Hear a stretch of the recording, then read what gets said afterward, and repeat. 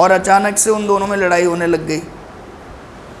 आप वहीं से रास्ते में निकल रहे हो और आपने देखा तो वो अंग्रेज़ बलिष्ठ था, तो पहले गाइड ने उसको 2 मुक्के मारे, तो अंग्रेज़ ने पकड़ के उसको 3-4 धर दिए जो है।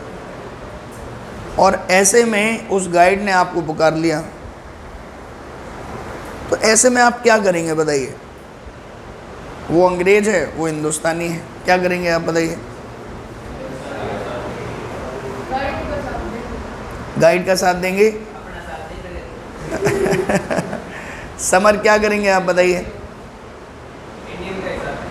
इंडियन का साथ देंगे। ठीक है, मुकुल आप क्या करेंगे? इंडियन का।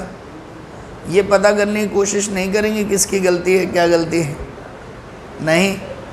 हाँ, तो देखिए ये जो चीज़ है इसको हम बोलते हैं देशभक्ति की गलत भावना। इसको देशभक्ति जो बोलते हैं ना, भक्ति में आदमी फिर पागल हो जाता है और वो सही और गलत की पहचान करना बंद कर देता है। आप कैसे सोचने लगते हैं, ये मेरे देश का है, जो भी है सही है, ये मेरे देश का नहीं है, जो भी है गलत है। अब बताइए, गीता में अर्जुन ने अपने ही घर वालों को मार दिया, तो अब वो देश में भी हम ये खेल सकते हैं ना, ये मेरे घर का, ये मेरे घर का नहीं है, ऐसे खेल सकते हैं कि नहीं?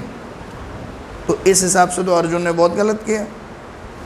लेकिन खुद हमारे ही भगवान ने आके अर्जुन को क्या बोला? मारो। और क्या बताया कि इस मोह से ऊपर उठो, इस मोह से ऊपर उठो। ये मत देखो कि कौन मेरा है कौन पराया है, ये देखो कि कौन सही है कौन गलत है, कौन अच्छे की तरफ है कौन बुरे की तरफ है। समझे? तो देशभक्ति या परिवार का मोह के हिसाब से हम सही और गलत डिसाइड नहीं करते। हम सबसे पहले क्या चेक करते हैं कि कौन सही है कौन गलत है, फिर जो सही के पाले में होगा उसका साथ देना चाहिए और जो गलत के पाले में है उसका साथ नहीं देना चाहिए। समझे? आज भी क्या हो रहा है बताओ? जो आतंकवादी लोग हैं, जो छोटे छोटे बच्चों को ट्रेन कर रहे हैं, वो किस फीलिंग का इस्तेमाल करते हैं बच्चों को मोटिवेट करने के लिए? बताओ। उन्हें दिखाए जाते हैं वीडियोस उनके देश की औरतों के साथ गलत होते हुए कि देखो ये उस देश के लोगों ने क्या किया है। और अब तो इस लेवल पे चला गया है कि खुद ही वो लोग वीडियो बनाते हैं और खुद ही अपने बच्चों को दिखाते हैं कि देखो ये तुम्हारे देश की क्या हालत कर रहे हैं वो लोग, और अपने देश के लिए तुम्हें मरना मिटना है, अपने देश के लिए तुम्हें कुछ करना है। तो जब वो उस फीलिंग में आ जाते हैं, पुरानी जो क्रांतिकारियों की होती थी कि हाँ मुझे देश को आज़ाद करना है, और इसके लिए फिर वो किस चीज़ के लिए रेडी हो जाते हैं? मॉल में बम फोड़ने के लिए, संसद में बम फोड़ने के लिए रेडी हो जाते हैं ना। वो नशा इतना बड़ा होता है देशभक्ति का, पैट्रियटिज्म का, कि उसमें आदमी अपनी जान भी देने के लिए रेडी हो जाता है। हमारे क्रांतिकारी हो गए थे, ये सुनो। तो गांधी जी जो थे वो मतलब गीता बहुत पढ़ी उन्होंने, बहुत पढ़ी।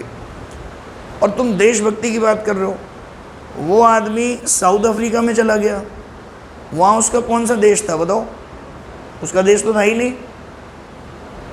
तो वहाँ पर रह के उन्होंने उन लोगों के लिए डंडे खाए।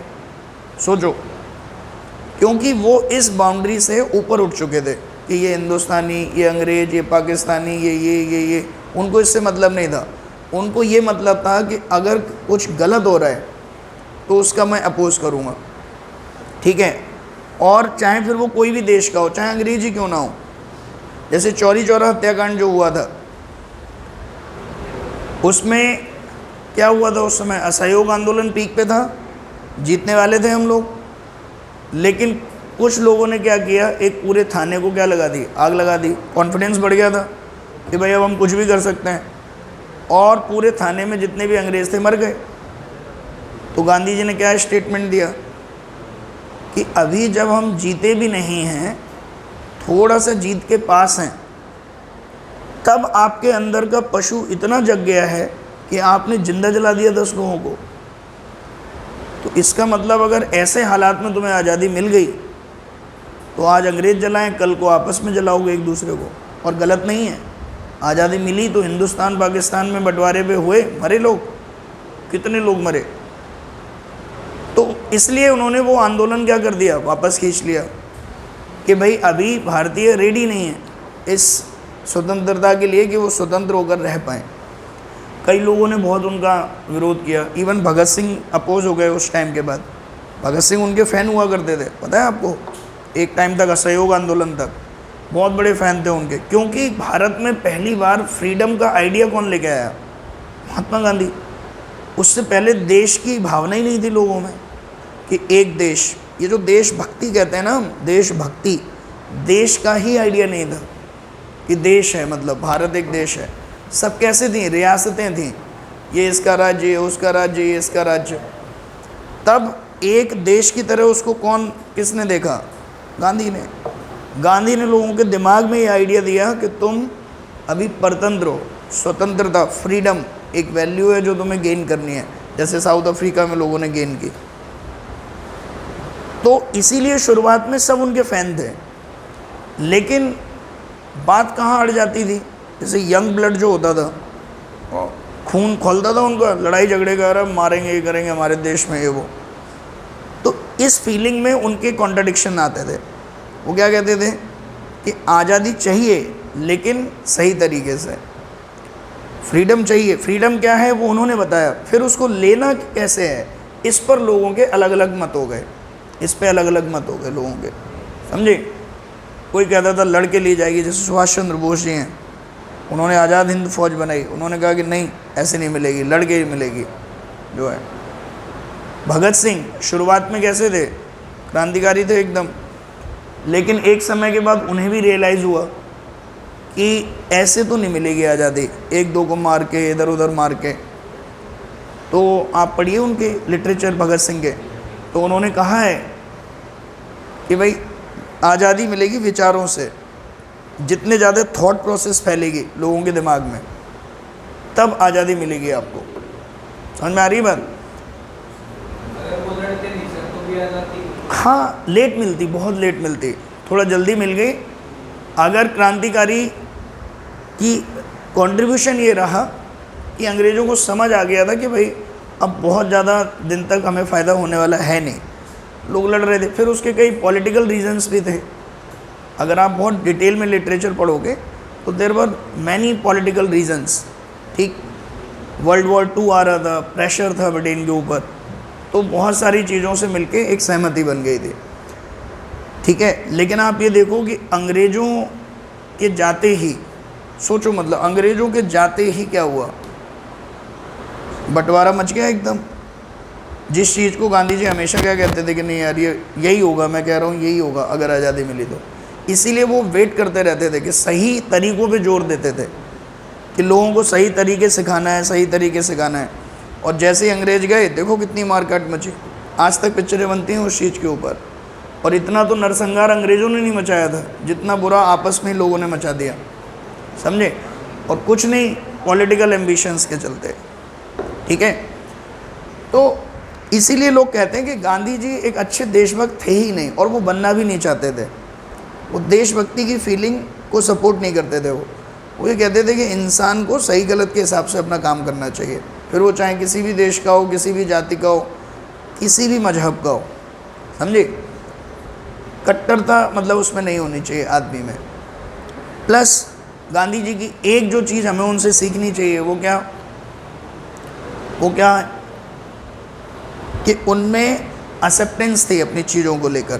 क्या थी? एक्सेप्टेंस। जैसे अगर तुम्हारा सिगरेट पीने का मन कर रहा है तो तुम सिगरेट क्या करोगे, चोरी चुपचाप पियोगे, छुप छुप के।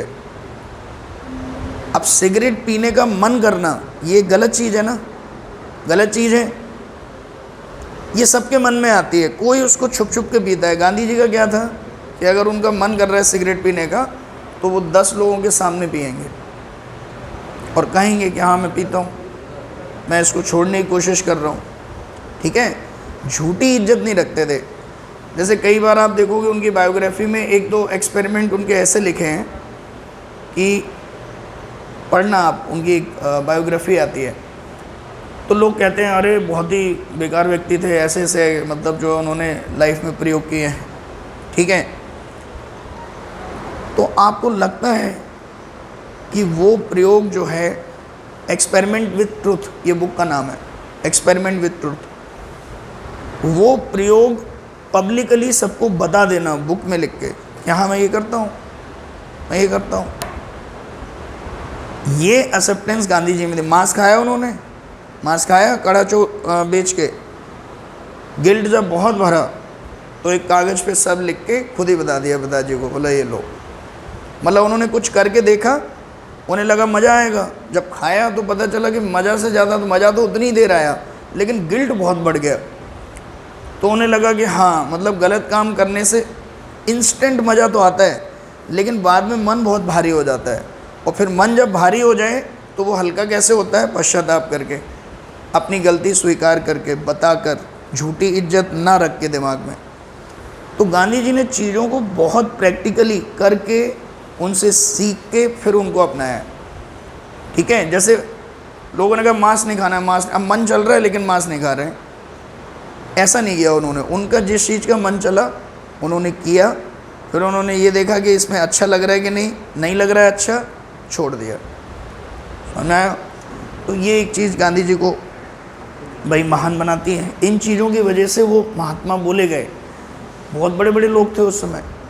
अब मेन आता है कि भगत सिंह को फांसी लगवा दी उन्होंने, भगत सिंह को, सुखदेव को, राजगुरु को, इन्होंने फांसी लगवा दी। गांधी जी चाहते तो बचा सकते थे। ऐसा कितने लोगों को लगता है बताओ? ऐसा कितने लोगों को लगता है? हाँ हाँ, ठीक ठीक ठीक ठीक है। देखो सुनो, जैसे एक एग्जाम्पल बताओ मुझे, सुनो मेरी बात, सुनो सुनो। जैसे मान लो हिस्ट्री में, एक बात बताओ, भगत सिंह को अगर फांसी नहीं लगती तो भगत सिंह ज़्यादा फेमस होते या अब भगत सिंह ज़्यादा फेमस है? बताओ।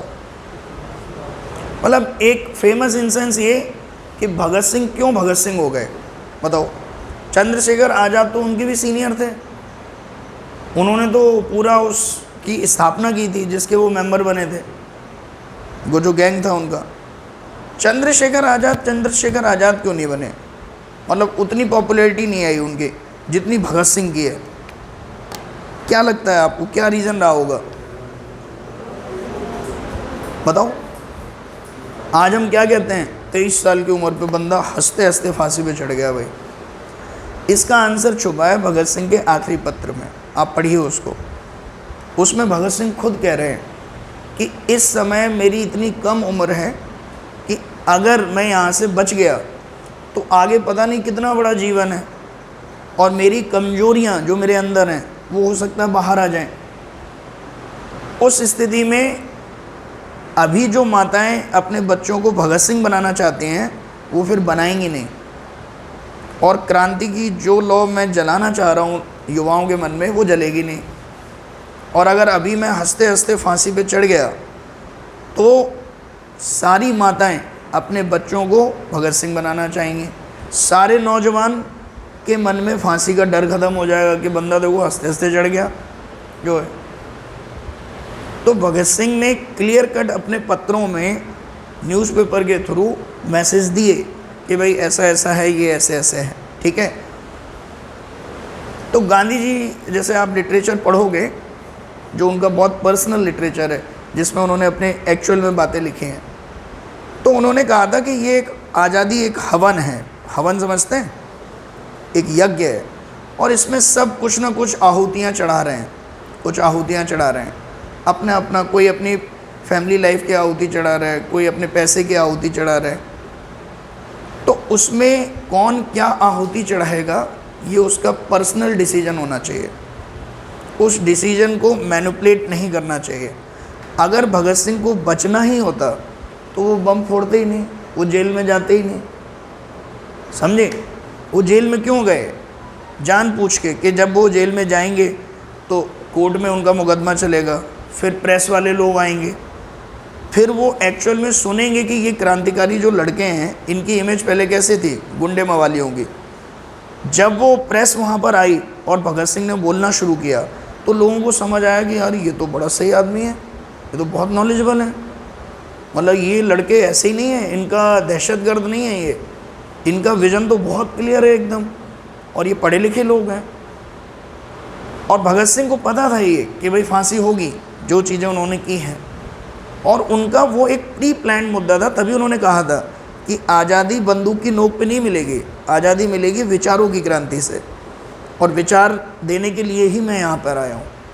तो गांधी जी ने उसमें लिखा है कि इस यज्ञ, आज़ादी के यज्ञ में हर व्यक्ति अपने अपने हिसाब से आहुति चढ़ा रहा है, और किसी को हक नहीं बनता कि वो उसके आहुति में डिस्टरबेंस क्रिएट करे। हाँ, अगर भगत सिंह मेरे से खुद कहते या मेरे तक संदेश आता तो मैं ज़रूर कहता, लेकिन उनमें खुद ही जीवित रहने की इच्छा लेश मात्र नहीं थी।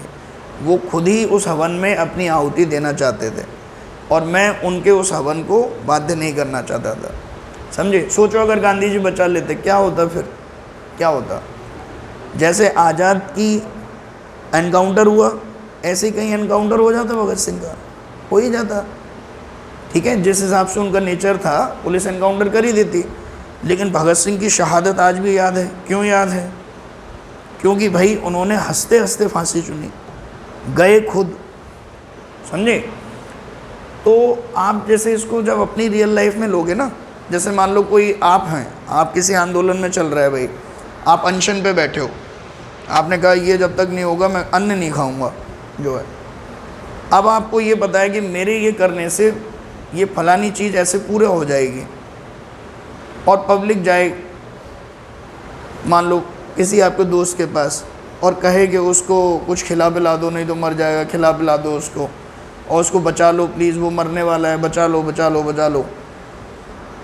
और आप अगर ये कह दें उससे, ठीक है, आप जाके उसको कुछ खिला पिला दो ज़बरदस्ती, तो वो खुश होगा आपसे, उसकी कीर्ति बढ़ेगी? कभी नहीं बढ़ेगी। उसको पता है कि मैं ज़िंदा रह के भी क्या कर लूँगा, लेकिन अगर मेरे मरने से ये पूरी चीज़ चेंज हो जाती है, एक बहुत बड़े लेवल पे क्रांति आ जाती है, तो फिर एक जान जाने में क्या दिक्कत है? ठीक है, ये भगत सिंह के विचार थे, जिनकी वजह से वो बहुत बड़े बने कि यार बंदे ने अपनी जान दे दी हंसते हंसते। समझ रहे हो?